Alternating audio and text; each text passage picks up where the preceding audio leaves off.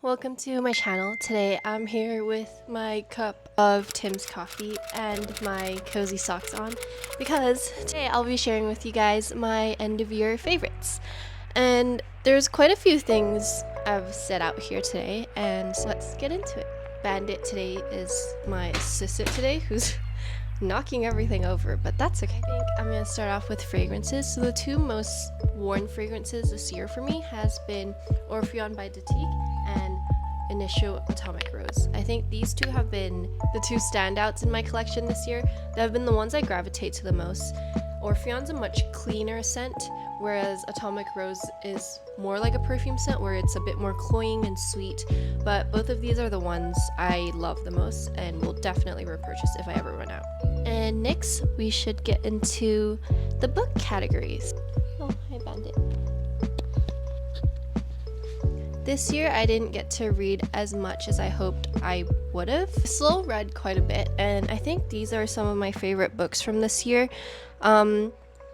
When I say favorite, I mean the most memorable or the most impactful books. So Blue Sisters is a book I just recently finished, and I really like Coco Miller's books. I read Frankenstein and Cleopatra, and that was also really good. I think she does a really good job in creating a fiction novel, but still very grounded in reality. It's like something that could happen to you or to me or to any other person you know. And then A Little Life. I feel like everyone and their mom knows about this book. This book was quite an emotional read. I don't really know what to say about this because I feel like you have to read it to understand, but it is quite depressing, and I don't think if you're in a bad mental space you should ever pick this book up. I really like this book just because of how much of an impact it has on me and how it managed to invoke in me. It really pulled on, or it really made me think about the darkest moments in my life, or like the moments where I felt the most depressed or the most mentally, I don't want to say unstable, where I felt mentally the weakest or at my lowest points. And I think it almost scares me how well this book kind of pulls on those feelings. And this is another recent read. This is Butter. This is translated from Japanese, and I know a lot of people don't actually like this that much, but I really liked it because it kind of pulls on a lot of culturally relevant things to me. It talks a lot about body weight, and females are very stereotypically expected to be a certain weight and a certain size, especially in Asian cultures. And I think reading about it and kind of it tying into the main character slowly learning to enjoy food was a really interesting read, and I think it ties in with a lot of kind of the expectations that I feel like I have as an Asian woman myself. And this is The Secret History by Donna's Hart. After reading this, I instantly picked up all her books, but I think this is still my favorite book of hers. I love watching the memes on TikTok about this book and about the characters. It's very interesting, it's very funny, and I think this ties into the period of time where I really enjoyed reading about kind of dark academia. So I read Babel and I read this, and so I really enjoy this read, and I think it's a good one to get into if you are looking to get into her books. And again, this is another recent read. This is by Sally Rooney, Intermezzo. I love this book because of how much it ties into philosophy. I feel like whenever I read about philosophy in books, I just get really geeky because I majored in philosophy, and just being able to read about it in a book makes me so happy. Especially there was a specific chapter that kind of talks about logic. I was very impressed by how much research she probably did to write this book, and also I love how philosophical and how the book kind of just stays within the characters' heads and their thought processes, as I think I myself have a inner monologue or an inner thought process that's almost similar to the main characters, or it's like I'm almost overthinking. So those are my favorite reads for this year, and let me just put them here. Moving on, let's talk about my favorite skincare products. So with skincare products, I thought about this and I was like, I didn't really want to recommend things to people because I feel like skincare is so dependent on your skin type. I just pulled on the most basic things that I always like to use and I feel like can be more universally used. This is the Laneige Cream Skin Toner, and I think I've been trying a lot of different toners, but this is the one I always reach for. I have a more dry sensitive skin type, so this is amazing for me, especially in the winter, because it's a very creamy and thicker toner. And yeah, I bought the biggest size because I love it so much. I think I repurchased this 3 times. And then next 2 products, which I don't think a lot of people will be surprised to see. It's been all over social media this year. It's the Centella ampoules. I really like both of these. I don't like the blue one. The blue one's a lot more watery. I don't feel like it did as much for my skin. This one I like to use in the daytime, and this one I like to use at night because it is a lot thicker and it's great for winter. For hair care, this is a product I've been using for quite a while. My hairstylist from Hong Kong recommended it to me. It's Soy All-in-One Milk, and I think this has been the best leave-in conditioner for my hair. I really like it. It's my go-to. It's a little expensive, but I think it's worth it, especially if you don't wash your hair every day. It lasts quite a long time despite it being quite a small bottle. And then we have the Pheno hair mask. Again, I don't think anyone's really surprised to see this because it's been all over social media again. I got this in Japan and I really liked it because of how thick it is. Sometimes I use this instead of just using conditioner, and because my ends, I think I dyed my hair like 2-3 years ago, so my ends are probably bleached and damaged. I think my hair is really healthy now, especially after using this and like kind of keeping up with hair care. My hair doesn't really hold curls as much, and I feel like that's a sign when you know your hair is healthier, especially for like fine, normally straight hair. I think it's a very affordable option for a hair mask. And this is a product I've been using recently. It's the Woe Dream Coat, and I find it makes my hair so shiny, and I've been really enjoying this because it keeps my curls in place. Also, I like that it's anti-frizz because I like to do heatless curls. Sometimes that makes my hair a bit more frizzy, and I think this has helped a lot. And of course, I got a Dyson, and this was a refurbished version, so it was much cheaper, and I was really happy to get it for that price. And so this has been a staple in my hair care routine, as one would expect if you purchase a almost like $400-$500 hair dryer. Normally what I like to do is I use the Dyson on my hair to kind of straighten it and to keep it smooth, and then I put it in heatless rollers. So I've been using this Eternal Muse heatless roller, and it just helps my hair set, and I just sleep in these overnight, and this is how my hair looks throughout the day, as you can see.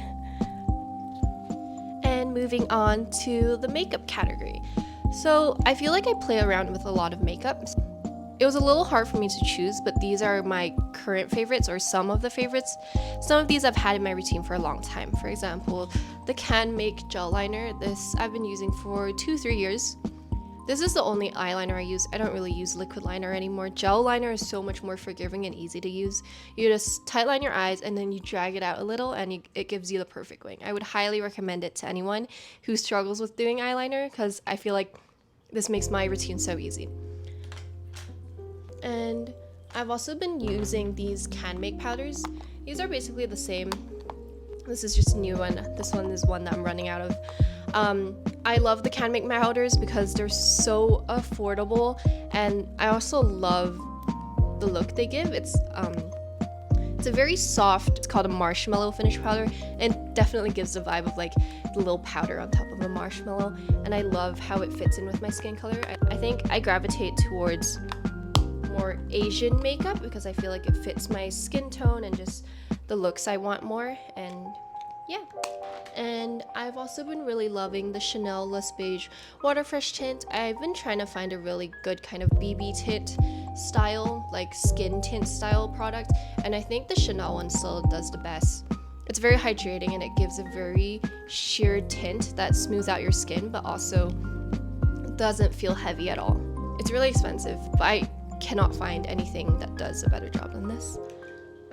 And another Chanel product I've been loving is the highlighting balm. I think what's it called? It's called the Balm Essentials. I use transparent and I love it because it just gives you a really dewy look on your skin. The annoying thing is though it rubs off pretty easily, but I don't think it's a problem if you're outdoors and you're not really doing anything extraneous. Lip liners I've been loving is these two Romand lip liners. They're super easy to use, a lot more easier than the Western liners because I feel like these look a lot more natural and they just blend into your lip line and you don't really need to blend it out or anything. It doesn't look like a sharp outline, which I really enjoy. And then these two are pretty new. I've been using them for 2 months, I think. These are the Fui puddings. I love them so much because they're so versatile to use. You can use them on your eyes for eyeshadow, for lips, or for blush. And today I'm wearing This is B, and this is Film. B's on the base and Film's right in the center of my cheeks, and I think they give such a nice flush, and they also last so long. Like, they last a whole day. I was really impressed, and yeah, I love these so much. Speaking of Fui, I've also been really loving their gloss. So if you know me, you know that I love the Dior lip glow oil, and I've always been trying to find a dupe or like something to replace it just because it has such a steep price tag, and I think this is it because it's so hydrating and it's so glossy, and like whenever I put on my lips, my boyfriend looks at me and he's like, wow, your lips are like really shiny, and it's always this. I also thought I'd give a shout out to this Merit brush. I think this brush is amazing. It does everything. Like, you can put on your concealer, your bronzer, your blush, like everything with this brush. So it's been really great for travel, or like when I am lazy and don't want to grab brushes, even though they're like right next to me. I just grab this and I just do everything with it. So yeah, it's a really good brush. A few miscellaneous items that I would like to share. So I've been really enjoying using the L'Occitane hand cream. Love how this cream feels. My boyfriend doesn't really like how it smells. I think it's because of the shea butter. It doesn't have any fragrance in it, but I really like how it feels on my skin. It always leaves my skin hydrated, but it doesn't leave my hands sticky. So I feel like I can still do stuff right after I put this on. And another thing I've been loving, especially during the winter, is this candle. It's from Etsy. It's from a small business, and it's a fresh baked bread scent. I wish I could like stick the mic in here and let you guys smell it, but this smells so good. It smells just like bread. It smells like someone's baking something inside the house. It just makes me feel so cozy and warm and hungry at the same time. But I love having this scent in the home, especially when it's super cold outside. And last but not least, my Hobonichi weekly planner. This is in my bag all the time when I go to work, during my internship, or to school. I just write down everything I have to do in here, and like all my schedules and all my random thoughts that I like need to get on paper, or like my to-do list. This has just been really helpful in terms of organizing my thoughts and figuring out what I need to do, because I think for me, a lot of times I freak out when I don't know what I have to do. Like it seems like a lot in my head, and just having paper to put it down and kind of plan it out has definitely helped a lot. It's also super cute, and I have a little bonus sticker on the back, which I've been loving, but we'll have to say bye to in the new year. And so yeah, I think that was pretty much it for all my favorites for this year, and I hope you guys enjoy this video and let me know what your favorites are in the comments, so maybe I can check them out for the new year. Thank you so much for watching, and I'll see you guys next time. Bye! Favorite pop.